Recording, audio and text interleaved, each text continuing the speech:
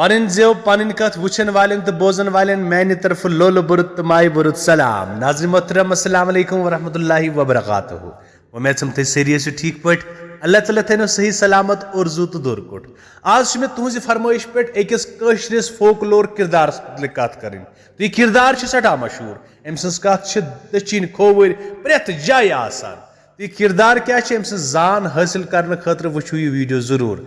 किरदार रांटस। आज करो कत रांटस मुतलिक। रांटस दरअसल कशरिस फोकलोरस मज बलाई खुदा मानने अमिस हिंदन मुख्तलिफ इलाकन मज मुख्तलिफ नाव केशस डन त वन कह रई रिवायत मुताबिक यह शक्ल बड़ वोख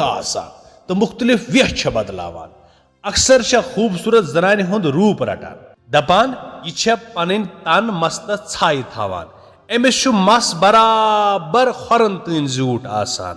पिस्तानस कछो बोन अलंद आसान तो पद पथ कुन आसान यह पन्न बचन दोद दिन विज पिस्तान पन्नो शानो पत किन अलवोन त्रावान तो जंग दजवनिस दानस मं जिन बदल थावान दपान रांटस मर्दस आशिक तो मर्दस यम कमजोरी जनान मरिस मुतलिक आसान तमी हिसाब रांटस मुख्तलिफ वेह करान तो आट वाट अनित यह मर्दस पानस सहित सोहबत करनस पे मजबूर करान तो तम पे बेआर लगित तमिस मारान। रांटस पन वंस वन छपन तो वरानन मज गुजारान दपान रुद राट विज यह अक्सर चक्रस नेरान तो कलस पे नार टोक दजान आसान चूंकि यह रुद राट हिंद पट तेज आसान पकान तो कुन जाय यह थदिस बालस खसित यह नार टोक डुल दरित दिवान तो लुक अत रांटस त्रट या नार त्रट त वन रांटस विरुद्ध ज्यादा कालस पोशान यह पानस खुशविन तो नुंद बन बनावान तो बड़ नजाकत सान असान अचानक अमिस खौफनाक शक्ल गसान तो दंद नेबर नेरान तो अछ नारो नार गसान तो असन बदल चिक चलान नेरित यिथ कन अम सज पहचान हेकान सपदित दपान अम सिंद सारी विरद अम सिंदिस मस्तस मज अगर अमिस मस्तस थफ यह तो यह बेहोश गसान। कशरिस फोकलोरस मज